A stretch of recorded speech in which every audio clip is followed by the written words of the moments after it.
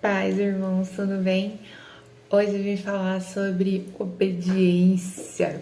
A gente sempre pensa naquele básico, né? Aqueles dos 10 mandamentos, enfim, eu não roubo, eu não mato, eu respeito meus pais, eu honro a Deus, enfim, aquela coisa básica. Mas será que você tá obedecendo a ponto que Ele é o maior da sua vida? Ele é o Deus da sua vida?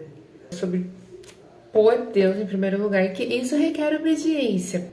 No livro de Mateus, no capítulo 6, no versículo 33, diz o seguinte: busquem em primeiro lugar o reino de Deus e a sua justiça. Em todas essas coisas lhes serão dadas. Por que eu tô falando sobre isso? Essa questão de busca ao reino do céu acima de tudo. Porque a obediência tá nisso. Em você buscar o reino de Deus acima de todas as coisas. É você buscar a Deus acima do dinheiro. É você buscar a Deus e acima da vontade carnal sua, que é outra coisa que eu quero falar aqui também.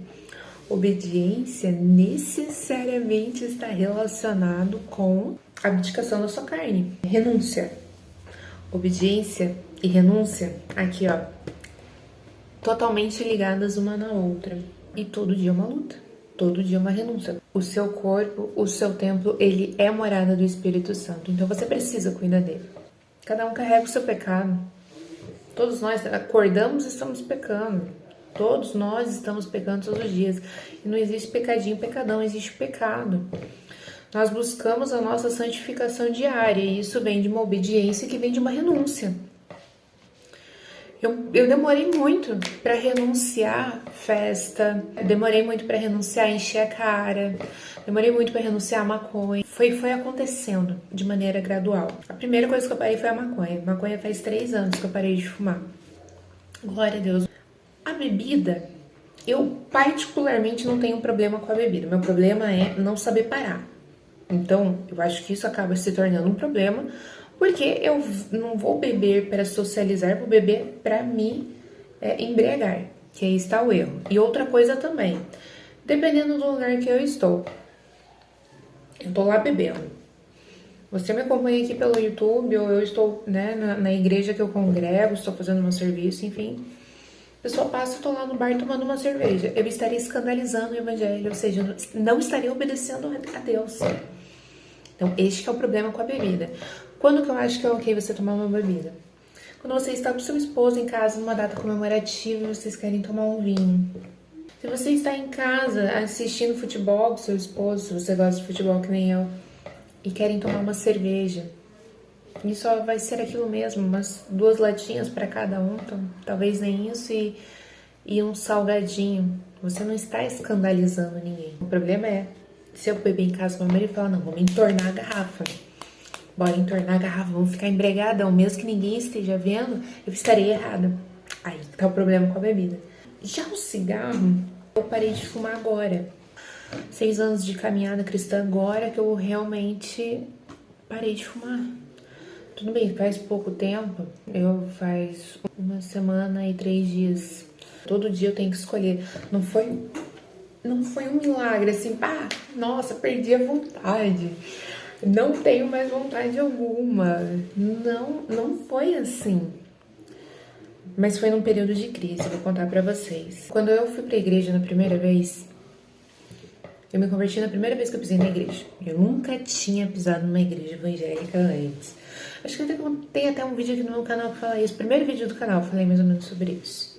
Naquela época, bebia, fumava maconha, fumava cigarro. Então, assim, eu era rolezeira, eu era festeira. E isso durou, tá? Durou muito tempo. Durou, inclusive, no período que eu tava ajudando no canal do Guapo. Que eu sei que muita gente que tá aqui também veio de lá. E eu não tenho vergonha de falar, porque eu tava fazendo o meu melhor. Eu não tava fingindo o tempo todo, eu deixava claro que eu não era perfeita, ninguém é. Nesses anos todos, eu sempre tive claro na minha mente que eu tinha que parar de fumar.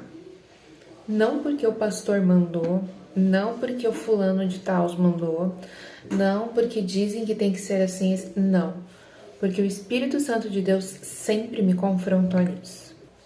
Era uma coisa que pra mim era uma dependência tão grande. Eu comecei a fumar com 14 anos. Eu tenho 29. Fazia 15 anos que eu fumava, sem noção do quanto tempo. Tudo bem, a maconha também, quando eu parei de fazer, tipo, 10 anos que eu fumava maconha também, coisa grande. Mas é muito difícil e eu não achava possível. As minhas orações pra Deus falavam: Deus, eu não consigo ver um cenário que eu não esteja fumando, mas eu quero tanto te servir. E minhas orações esse ano têm sido fortemente para servir a Ele, servir a igreja que eu congrego. Quero muito ser usada nesse sentido, para servir. O final dos tempos estão vindos, a gente sabe, isso é profético e a gente já está vendo.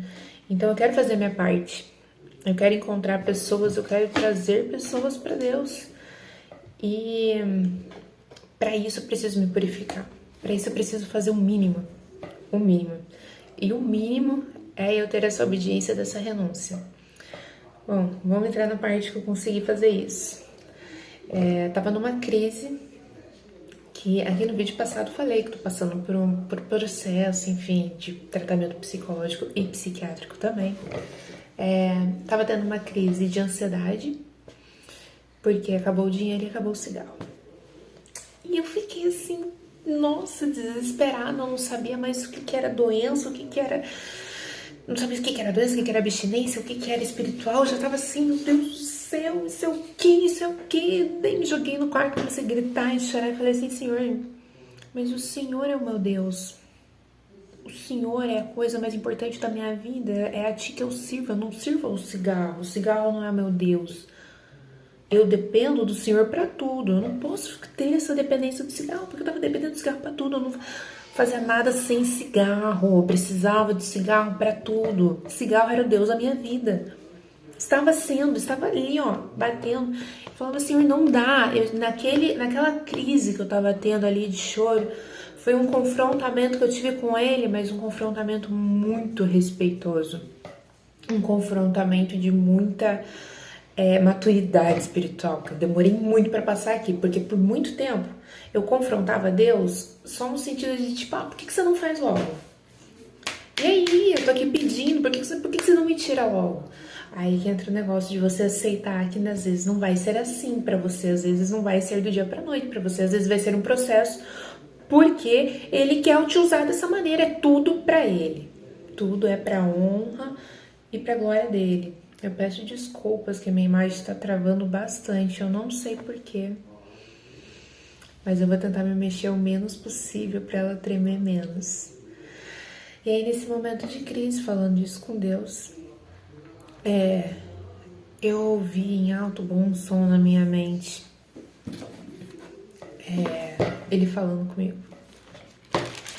Ele falou que eu teria dinheiro para comprar o cigarro. Comprar a última carteira de cigarro.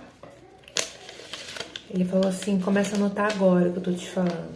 Eu peguei um papel e fui anotar.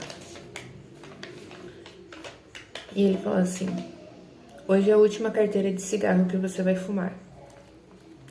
Resolva as pendências do INSS hoje, que eu ainda não tinha feito, entrado, que eu tô de licença, tô afastada do trabalho pro INSS, por conta dos problemas.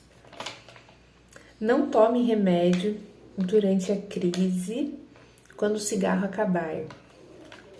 Porque eu tava começando a pegar o remédio quando os APAM, principalmente, tava querendo tomar de canudinho. Então eu tava trocando uma droga pela outra, eu tava fazendo completamente errado. Então ele veio já trabalhando nisso comigo, no tipo assim: não faça.